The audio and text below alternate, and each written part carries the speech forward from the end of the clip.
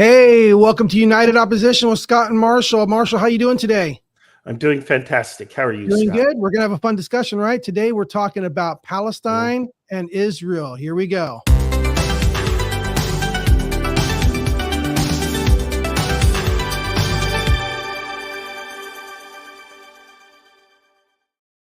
All right. Well, hey, welcome to United Opposition. This is where a person on the left and a person on the right, people with opposing views, we sit and we talk together and we have a discussion about stuff. Marshall, how's your day going today?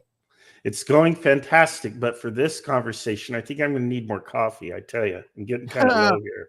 Yeah, I got my coffee. I got my Covenant Coffee right here. You definitely want to reach out, support Covenant Coffee. What they do with foster youth who have aged out of the system and aged out, they give them a place to be, a place to serve, a job, and give them support in ways that kind of go above and beyond what even the system is able to do. The system kind of can let people down once they reach a certain age, and Covenant Coffee steps up, then makes good coffee and steps up to help cover that. So yeah, definitely. Hold on, I got to do my ASMR coffee sip. There we go. That's our Covenant Coffee push right there. Is the ASMR coffee sip. Now we're ready to go.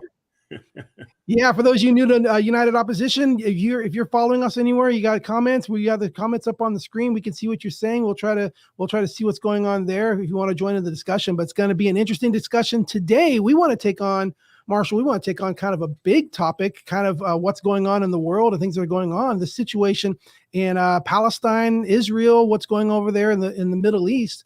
And so what we want to do is just kind of set up how we're going to be talking, what we're going to be doing. I think maybe what we'll do is we'll start off with a kind of an opening statement where we stand on each position. I'll just lead off with that, where I stand on this position. Then you tell us where you stand in your position, and we'll try to take about less than a minute to do that. So basically where I stand on this position is that I believe that Hamas is a terrorist organization, that Israel has a right to exist. I believe Hamas has a right to, not Hamas, but Palestine has a right to exist. But I believe that what is happening over there is not actually genocide on the part of Israel. I think if anything, Hamas is trying to attempt a genocide and is not being very successful. But I believe if there's genocide on either side, it's Hamas trying to commit genocide against Israel. I don't believe that Israel's attempt is committing a genocide there, but I also don't think there's a winning move for Israel. I don't really think it is in their hands to be able to get a good outcome here. They're kind of stuck. Marshall? Yeah, I think I feel somewhat contrary in that I do think there is a genocide taking place. I think we can argue over the semantics of the word and what we think is happening, but I also think there's going to be broad agreement, or so I expect there will be broad agreement, that the tremendous number of casualties, particularly of women, children, and other non-combatants, is absolutely deplorable. I would agree that Hamas is obviously a terrorist organization. I will certainly agree that there are certain factions within the Muslim world that want to see the elimination of Israel. But I will also reiterate very strongly that I do feel that Palestine deserves to exist. In fact, it has always existed there. And I do think that what Israel has been doing, they need to take a completely different track. I do think they have two possible paths to victory. One of which I support, one of which I would condemn with every fiber of my being, but they've got options, and I think we'll see what happens. So, and I think you and I probably do agree there is one option that they have that both you and I would find deplorable. So I'm not considering that an option when I say they don't have any options. So of course there's probably that. We're probably talking about the same thing, which would be complete eradication.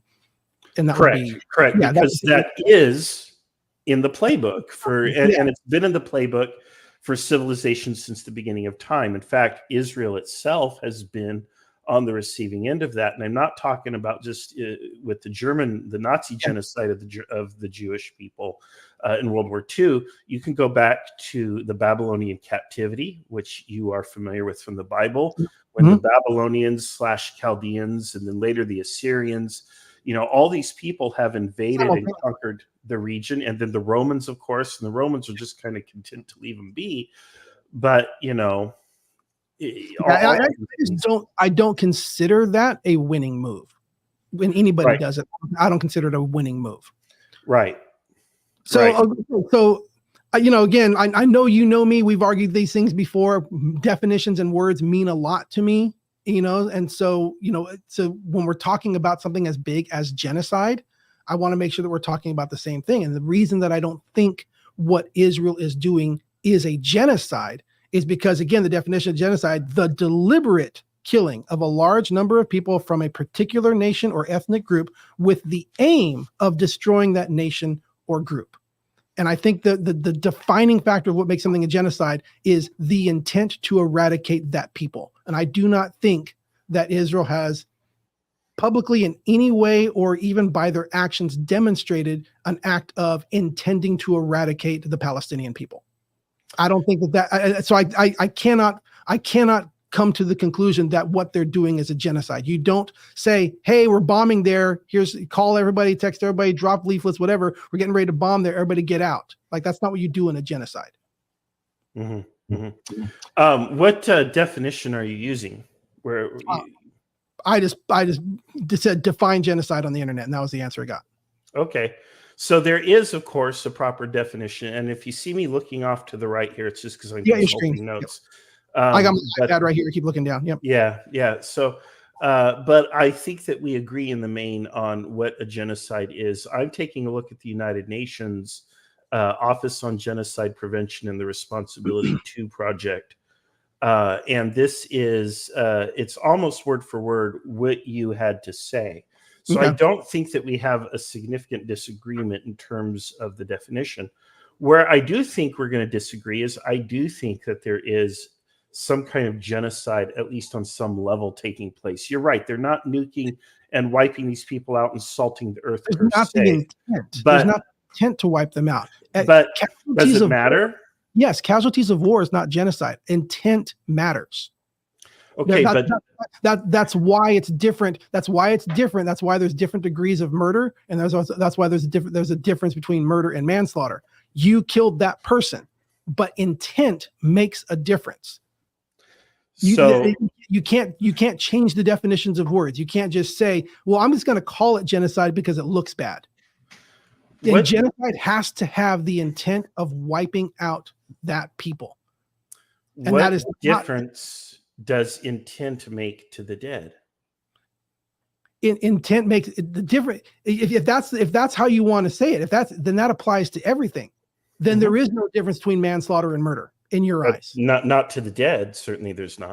But again, we who go on, there has to be justice. You carry out justice after the fact. And so, yeah, it doesn't matter to the dead, but it does matter to those who are still living. It matters to me. If I'm driving in my car and somebody steps out and I hit them with my car and they're dead, it matters to me that I'm not accused of murder. It makes a difference to me. So you just saying, hey, it's just genocide because it doesn't make any difference to the dead. No, it makes a difference to the living. It makes a difference to those who are engaged, and it makes a difference to those who are living and going on, and it makes a difference to those who live in the future. How we define it and how carefully we define it, it does make an absolute difference in what we publicly say this is and how we define it. So what would meet that requirement? So at what point would what would Israel have to do in order for you to call what they're doing a genocide? They would have to do what Hamas is doing. They would have to declare that our intent is to wipe out all the people of Palestine. That is the intent of Hamas. That is in their charter. Literally, from river to the sea, Palestine will be free. That is in their charter of how they create. In the 2017, they added that to their charter. That is what they stand for: is the eradication of the nation of Israel. The only way that everybody would have to either be eradicated or ethnic cleansing. They got to be extracted or eradicated unless they swear that they'll live there and not claim that Israel ever needs to be a nation. If they're willing to say Israel does not deserve to be a nation, then those Jews can stay. Everybody else will either be eradicated or moved out. That's the intent of Hamas. That is their declared intent, is genocide of Israel. They simply don't have the capability to do it yet. So and as they carry out killings with that intent, that is by definition genocide. Is there any declaration of intent on Israel's side to say we want to wipe out the Palestinian people? Not that I'm aware of, but Exactly. but that doesn't mean the intent isn't present. Just because a person doesn't say, that what they Then intend look to at their do doesn't actions. mean that they Then look at their actions. right. You look at the actions. Right. Israel has the absolute ability. Israel has the absolute ability right now to wipe out and eradicate everybody in Palestine, in Gaza, all the Palestinians. They have the ability to do that. They have the firepower, they have the manpower, and yet it has not happened. That's what I'm talking about.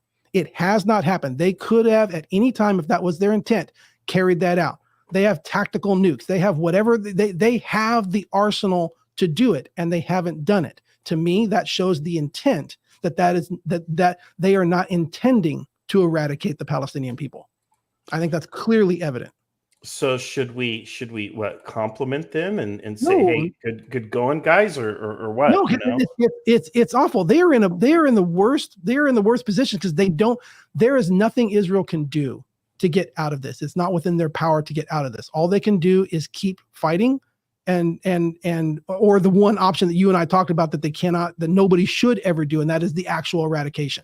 That's not an option. That's not that would not be defendable in any way. But there's nothing else that they can do because it's not in their control. They are not the ones who have declared genocide against the other. The other side has. You cannot reason, you cannot rationalize, you cannot you cannot be diplomatically even and equal in diplomatic conversation when the other side simply wants you to die.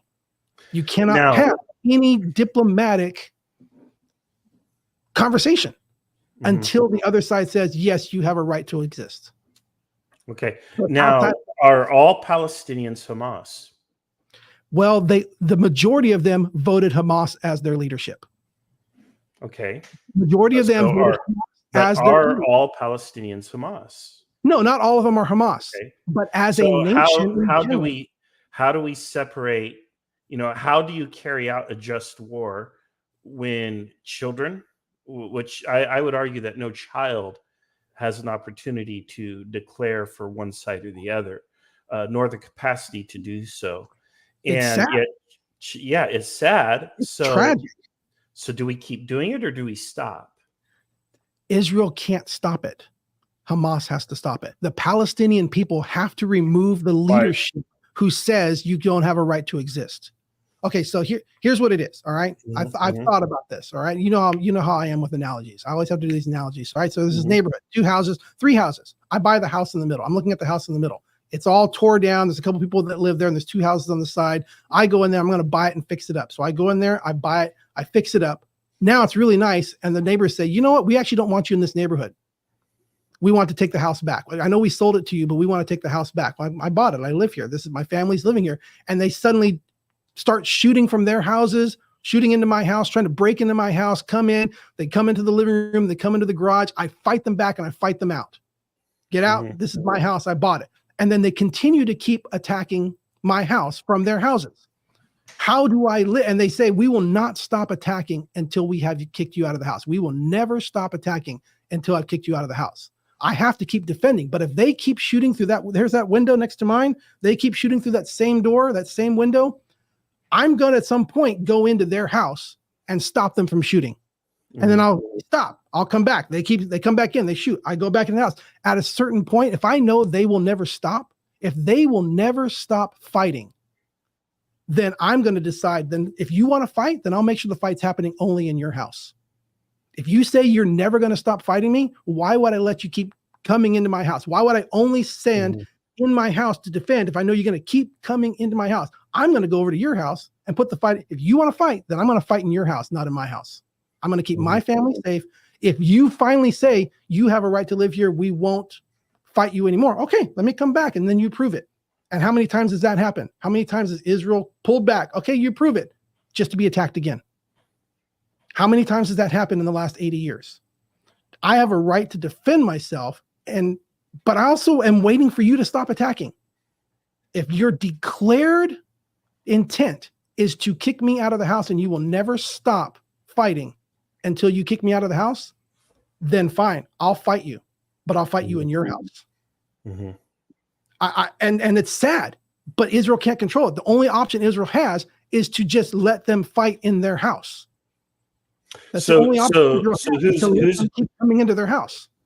How far do you go? Who's a legitimate target? Do you take the fight next door to your neighbor, even though your neighbor's children are there, and you know that this is going to kill or hurt your neighbor's That's why children? it's so hard. I don't want to, but I would rather, if you want to fight, then I would rather your family die instead of mine.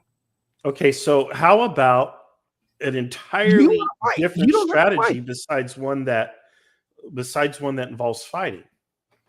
That's fine. I'm ready for that. At the end of the day, we have the proximate cause, which are these terrorist actions, which lead to this tit for tat. But then you have an ultimate cause, and the ultimate cause goes back to imperialism. It goes back to colonialism. You have these European powers who say, okay, we're going to carve up the Middle East. Mm-hmm. And then after World War II, we're going to carve out the state of Israel, and we're going to put it right here in the middle of Palestine. It was purchased. It was purchased. It was purchased over a period of 100 years, starting in the 1850s. It was starting to be purchased. The Ottoman Empire allowed them to come and purchase. They were purchasing all the land, and then and again, purchasing land that they had a history in. There has never been a nation of Palestine. Mm-hmm. There's never been a Palestine. It's always been some sort of occupied place, and before it was occupied, it was Israel. Whatever we call it, yeah. There were indigenous people. You want to go back? You look through history. We confirm that the text of the Old Testament has been confirmed to be accurate. Things that were written 1,500 years ago, things that were written 1,000 years ago. We've seen other writings that have come up, the Dead Sea Scrolls coming up and showing, yeah, this is actually what was written back then before any of this happened. You see Israel existing. Gaza was part of the nation of Israel. You can go back through history. Israel was there before there were Palestinians. If you want to go back through history, I don't base my argument on that. I'm not saying they deserve to be there. I'm not going to pull in my Christian beliefs and say that's why they deserve to be there. I'm arguing more from a philosophical of, do they have a right to be there now? The nations have been established. The UN did it. The land was purchased. There were agreements. Everybody, when Britain was there having it, this was the agreement. Palestinians live here. Israel, Jews live here. Oh, hold on. I bumped the microphone cable. Did the Palestinian people invite the British in? Did they invite the French? Palestinian people. There were no Palestinian people. What do you call all the people who lived there before? Whatever you want to call all the people, did all those people ever get together and have a vote and say, you know what, it would be really awesome to have the French and the British come and basically take over here and administrate and run things here? Did that ever happen? They were conquered, probably. Yeah, exactly. You have the collapse of the Ottoman Empire. The British and the French move in and they carve it up. And so on. So who does it go back to? And of course, they appoint. Well, I'm going back to what is ultimately it's the ultimate cause of this problem. Is you have a situation where Ishmael? You have elites who are empowered by the colonizers, who then make deals to sell, and the everyday people. There has never been a referendum of the people, the indigenous people, meaning the people who were born there prior to the creation of the state of Israel. There's never been a referendum. Do you want to sell your land? Do you want to be occupied by European powers? They sold their land.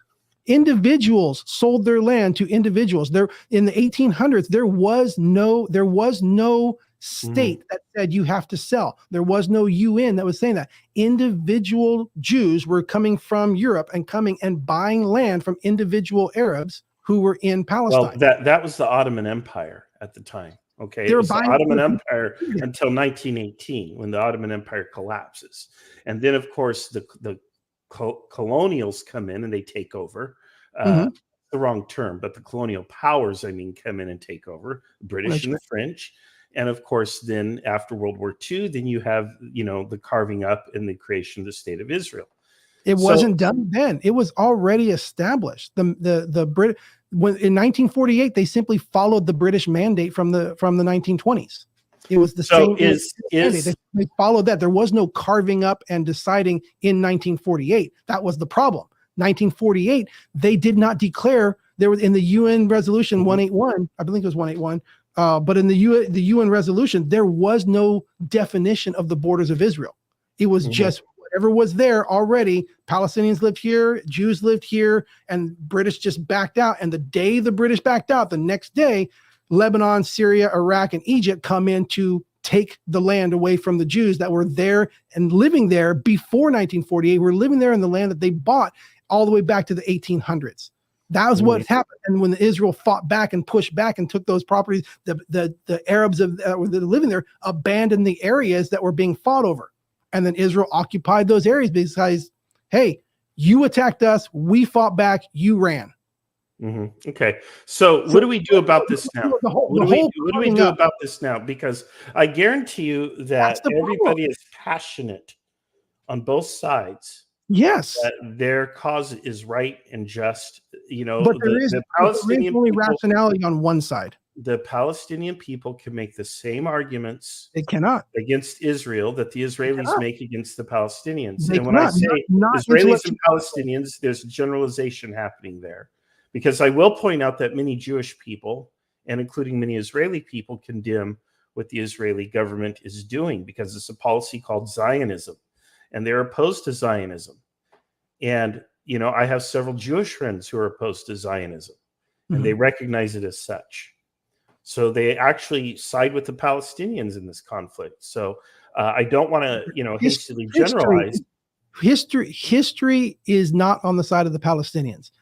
It is shown, and not even just the Palestinians. We want to expand that. Like I said, 1948. I don't know if it was the Palestinians or not, but it was the nation of Lebanon, Syria, Iraq, and Egypt that all attacked the area as soon as the British moved out. Attacked to eradicate the Jews from that area. It wasn't the Jews.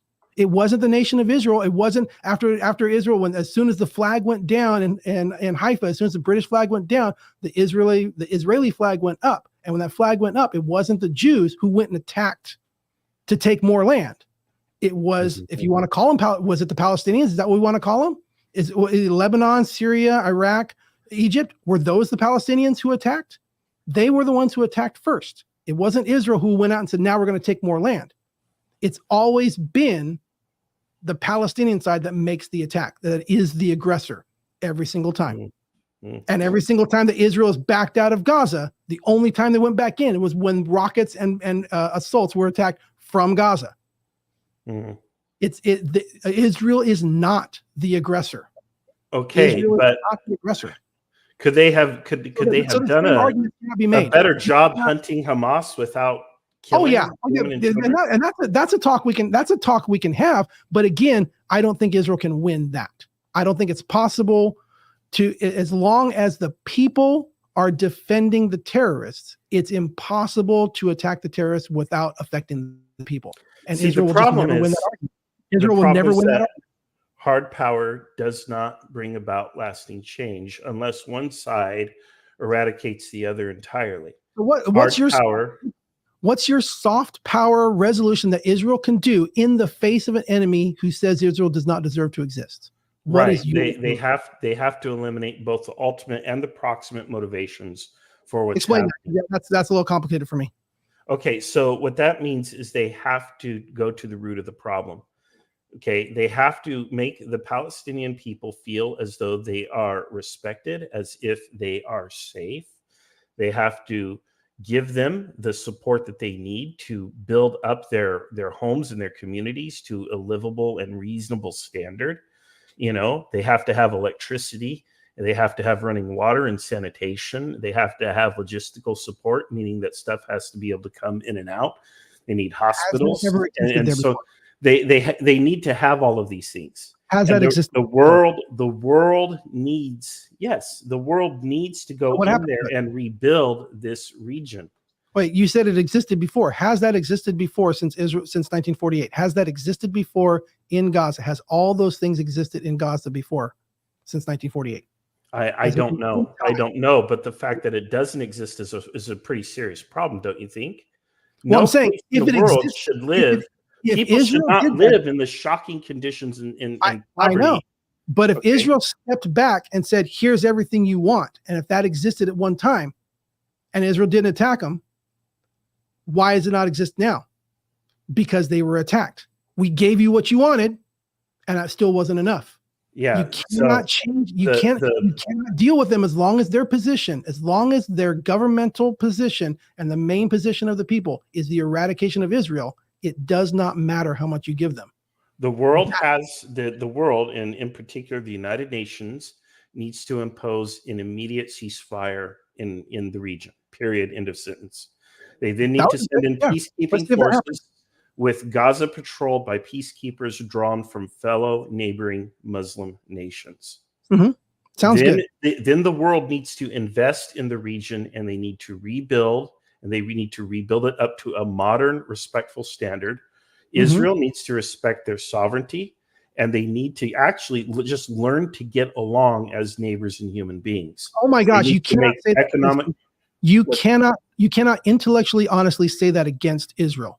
It is the other side that says we will not live as long as I'm saying that about both sides. Both sides have to reach across the aisle and shake hands. That's what I'm saying. One side can't shake hands with a clenched fist, and not both have clenched fists. You can't, but the Neither only one side is trying to shake hands right now. The only side that has ever opened their hand is Israel. Well, I don't know about that. At any point, the only side that has ever tried to open its hand is Israel. There's nothing Israel can do until the Palestinian people, the majority of them and the leadership, says Israel has a right to exist.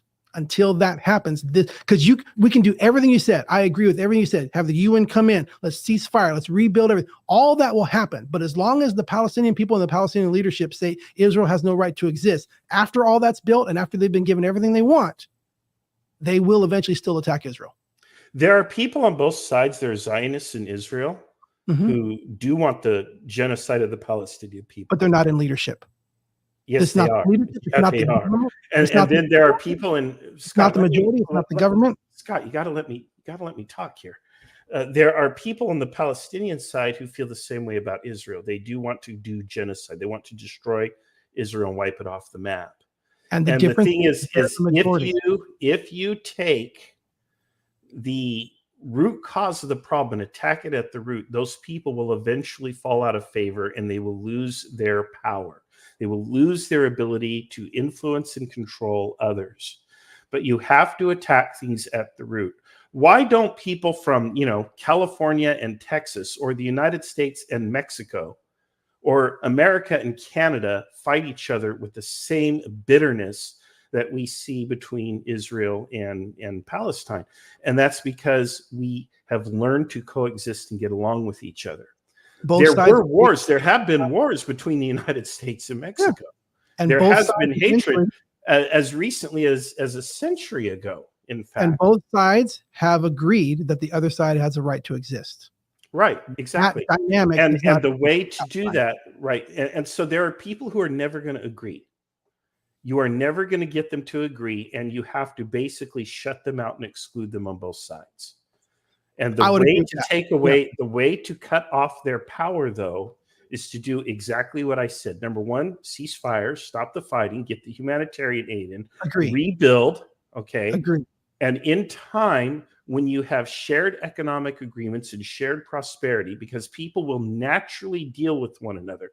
They will naturally engage in commerce with one another. They will trade, they will buy and sell, they will form friendships and relationships and intermingle. So as long as you cut the head off, those two heads off, which are those people who are the firebrands, who believe that genocide is the only way forward, until you do that, and until you feed into the bottom, the roots, the support that the people need, and the respect that they need, the love, the compassion, you're going to continue to have this losing struggle where they keep going at each other. But if you feed in love and compassion, then yes, you absolutely can make a change. Remember, there are many nations on this planet where people have had bitter, centuries-long rivalries with their ethnic neighbors or whatever. I mean, look at the American Civil War, North versus South. very bitter rivalries that lasted for generations, even after the Civil War was over. But today, people, I have Southern heritage and ancestry. I don't know about yours, but I'm Mexican. care. There's a Mexican-American war. But Marshall, on your last word, we're gonna end our show. I think with what you just said as a solution that we got to get people to love and care for each other and learn how. I do believe that is the answer. How we get there? Yeah, we got to get the like you said, the radicals out. It's just. I'm going to leave it at that. I could keep on going, but I'm going to let you have that last word. We got to finish. We got to finish up. It's been a great. I think this is such a hot topic that two people on opposite sides can have a conversation like this and still end in this way and say, yeah, we agree. We want the best solution for both sides. Just how we go about it. Maybe that's where the disagreement is. But you good? Yeah, I'm fine. And I'll just end by I'll just end by saying that history gives us the way forward. It gives us the solution. You can take a look at any civilization in history where there was some sort of a bitter rivalry or civil war or clash between nations, whatever that may be. And you can look at them now. Look at the nations of Europe and how well they get along now. There is hope. Times when they fought world wars against each other. Yeah. What you're saying is there is hope. Absolutely, there's hope, but we gotta put a stop to what's going on there. Not only is it morally unjust and wrong, regardless of your opinion of the politics or the causes or the righteousness of it, the killing of innocent people is always wrong and should always be condemned. There are times when it might not be avoidable by the modern means of warfare, but I don't like that at all. And frankly, to me, that should be an argument against any kind of warfare. Because if you can't go in and prosecute the person who is responsible without also harming innocent people, maybe you shouldn't be pulling triggers. Well, maybe you shouldn't be hiding behind the innocent. Well, again, the innocent are innocent by definition. We have to end. We're at 32 minutes. We have to end. We can go around in circles like that. I'm hoping that we can end on we agree that the radical elements need to be removed. And if we definitely agree on that. That would be the best thing. So everybody, thank you for joining us. United Opposition. You can see how this goes on. We're gonna keep each week doing it like this. But Marshall, till next time. All right, we'll see you soon. Guys.